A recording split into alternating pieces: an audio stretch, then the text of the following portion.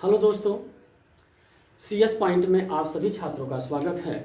मैं Subhash sir biology श्रृंखला के साथ अभी सभी छात्रों के अपने स्वागत करता हूं। ये मेरा पहला यूट्यूब चैनल का पहला वीडियो है जो मानव जन्म में है, और मैंने पहले भी कहा था कि जो पहला वीडियो आएगा वो कक्षा 12 का आएगा, और इसलिए जो है ये मानव जन्म आज हम पढ़ेंगे। आइए शुरू करते हैं। आप इसे लाइक और सब्सक्राइब करिए जिससे सभी छात्रों तक हमारा ये वीडियो पहुंच सके। NCERT हिंदी में हमारा ये लेक्चर होगा, लेकिन क्योंकि साइंस है तो साइंस में थोड़ा बहुत अंग्रेजी तो रहेगा ही, वो साइंस की प्रवृत्ति है। आइए हम ह्यूमन रिप्रोडक्शन के बारे में पढ़ते हैं। मानव में जनन, ह्यूमन रिप्रोडक्शन। तो इससे पहले हम रिप्रोडक्शन के बारे में थोड़ा सा जान लेते हैं कि रिप्रोडक्शन क्या होता है, उसके बाद मानव जनन पढ़ेंगे। रिप्रोडक्शन के बारे में जब हम पढ़ते हैं तो रिप्रोडक्शन री को हम अलग रिप्रोडक्शन को अलग करेंगे। यहाँ री होगा और री का मतलब होता है अगेन। री का मतलब क्या होता है? अगेन। और अगेन, अगेन से मत लिखिएगा, अगेन। अगेन का मतलब होता है दोबारा, दोबारा, ठीक है। और इसका मतलब होता है प्रोडक्शन, प्रोडक्शन। और प्रोडक्शन का मतलब होता है प्रोड्यूस, प्रोड्यूस। और प्रोड्यूस का मतलब होता है उत्पन्न होना, उत्पन्न होना या पैदा होना, या पैदा होना, ठीक है। तो अब सीधा सीधा आपके पास रिप्रोडक्शन की परिभाषा आ गई कि जब कोई जीव दूसरा उत्पन्न हो जाता है या पैदा हो जाता है ना, तो उसे क्या कहेंगे? रिप्रोडक्शन या जनन। क्या कहेंगे? जनन। कहीं कहीं पे प्रजनन लिखा जाता है, प्रजनन। इसके बारे में हम अभी चर्चा करते हैं कि रिप्रोडक्शन में जनन और प्रजनन क्या है। परिभाषा के रूप में देखेंगे, जब कोई जीव दोबारा उत्पन्न हो जाता है या दोबारा पैदा हो जाता है तो इसे कहा जाता है? जनन कहा जाता है, ठीक है। अब ये जनन कितने प्रकार का होता है? 2 प्रकार का होता है। पहला क्या होता है? अलैंगिक जनन, अलैंगिक जनन। दूसरा क्या होता है? लैंगिक जनन। दूसरा क्या है? लैंगिक जनन। अब ये लैंगिक अलैंगिक क्या है? ये होता है एसेक्सुअल रिप्रोडक्शन, और दूसरा क्या है? Sexual reproduction, sexual reproduction.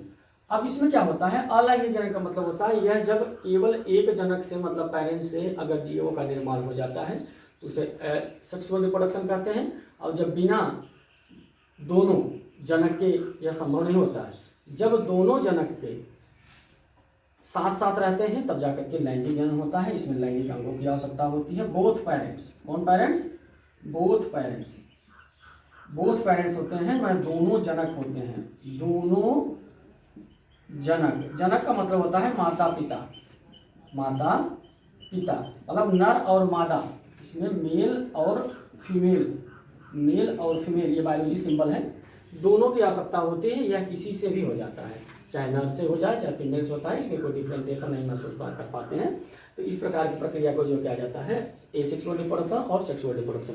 बाकी जब डिटेल में पढ़ेंगे सेक्सुअल, जब मानव में जनन पढ़ेंगे तो उसमें भी थोड़ा सा इसको चर्चा करेंगे, लेकिन यह जनन के प्रकार है, और जनन जब हम पढ़ेंगे तो उसे डिटेल पढ़ेंगे। अभी हम मानव जनन पढ़ रहे हैं, तो आइए चलते हैं मानव जनन के बारे में। मानव जनन में हम क्या देखते हैं कि ह्यूमन रिप्रोडक्शन परिभाषा वही है जब मानव द्वारा नए जीवों को संतान उत्पन्न की जाती है, तो उस प्रक्रिया को क्या कहा जाता है? मानव में जनन कहा जाता है। क्लियर है? मैंने कहा था आपको पहले दिन कि मेरे जो लेक्चर होंगे वह पूरी तरह से थियोरेटिकल नहीं होंगे, मैंने पूरा बोर्ड पर लिख दूँ, उसके बाद मैं इसको एक्सप्लेन करूँ।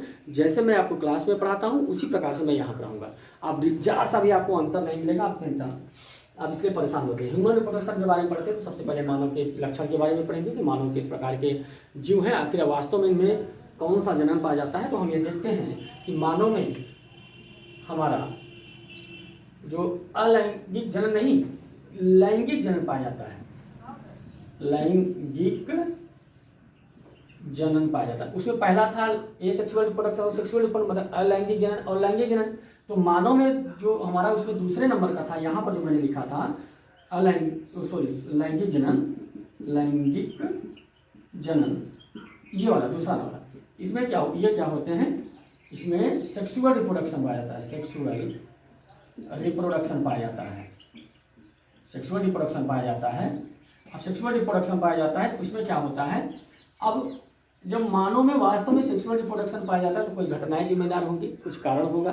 तो उसमें हम सबसे पहले आकर देखते हैं कि मानव क्या होता है, एक लिंगी होता है, एक लिंगी होता है, मतलब यूनिसेक्सुअल होता है, यूनिसेक्सुअल होता है। यूनिसेक्सुअल क्या है सर?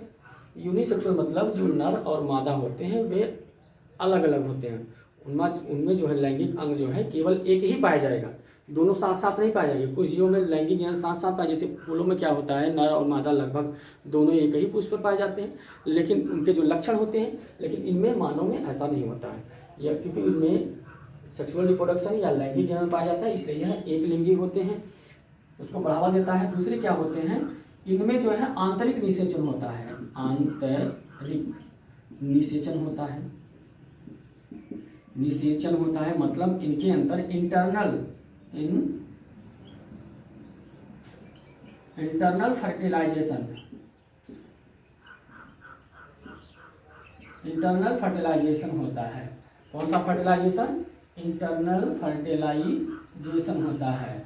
इंटरनल मतलब आंतरिक निषेचन होता है। इसका क्या मतलब है सर? आंतरिक निषेचन का मतलब होता है कि जो निषेचन की प्रक्रिया होती है वह मादा के जननांगों में संपन्न होती है। कहाँ संपन्न होती है? मादा के जननांगों में संपन्न होती है। आगे हम क्या पढ़ेंगे, इसमें क्या होता है कि जो इम्ब्रियो होता है, इम्ब्रियो जो होता है या भ्रूण होता है, भ्रूण का विकास जो होता है, भ्रूण का विकास मादा के यूट्रस में होता है। कहाँ होता है? मादा के यूट्रस में होता है। माता के यूट्रस मतलब गर्भाशय, माता के गर्भाशय में होता है। ठीक है, अब इतनी चीजें हम समझते हैं। माता के गर्भाशय में होता है। एक महत्वपूर्ण बात है, यह जो है सेक्सुअल डाइमॉर्फिज्म देखने को मिलता है, मानव में लैंगिक द्विरूपता देखने को मिलती है। क्या देखने को मिलती है? लैंगिक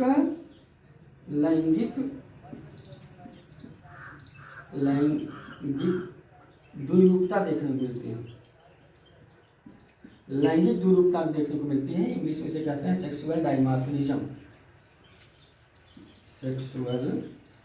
इसे क्या कहते हैं? सेक्सुअल डाइमॉर्फिज्म,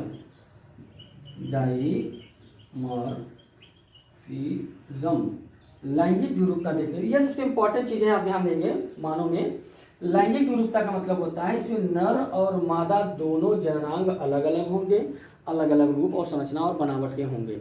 ठीक है, इसी को है लैंगिक द्विरूपता कहा जाता है कि मतलब मानव में लैंगिक अंग, उनके बनावट, उनकी संरचना मानव में अलग प्रकार से होगी और मादा में अलग प्रकार से होते हैं। एक चीज़ और सबसे इम्पॉर्टेंट है, यह विविपैरस होते हैं, विविपैरस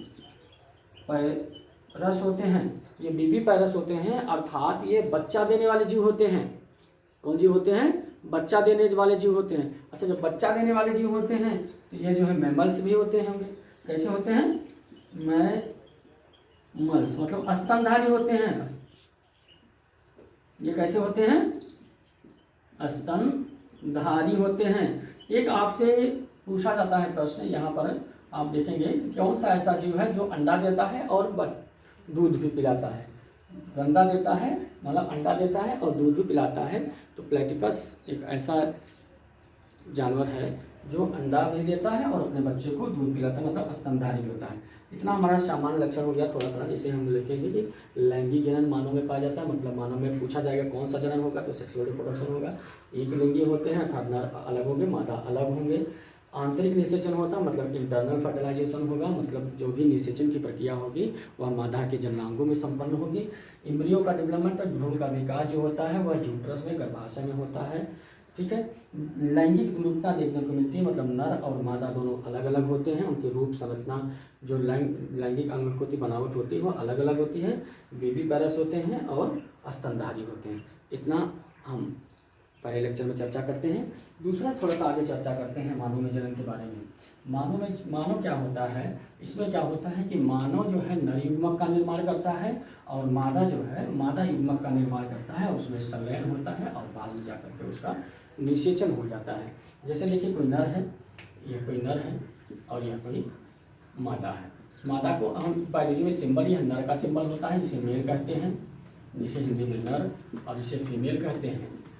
फीमेल कहते हैं इंग्लिश में मादा, हिंदी में मादा। ठीक है, इंग्लिश में फीमेल और इंग्लिश में। अब इसमें देखिए ये क्या होता है, मेल गैमीट बनाता है। ये क्या होता है, मेल गैमेट्स बनाता है, मतलब नर युग्मक बनाएगा, नर युग्मक बनाएगा। उसके बाद नर युग्मक को क्या कहते हैं, स्पर्म। क्या कहते हैं, स्पर्म, स्पर्म कहते हैं। नर युग्मक को क्या कहते हैं, स्पर्म। ठीक है, या मेल गैमेट होता है, जिस मेल गैमेट को क्या कहते हैं, स्पर्म। क्या कहते हैं, स्पर्म, स्पर्म, स्पर्म कहते हैं। इसी को हम शुक्राणु कहते हैं, शुक्राणु। ठीक है, अब ये शुक्राणु जो हमारा बनके रेडी हो गया, ये हमारा शुक्राणु है।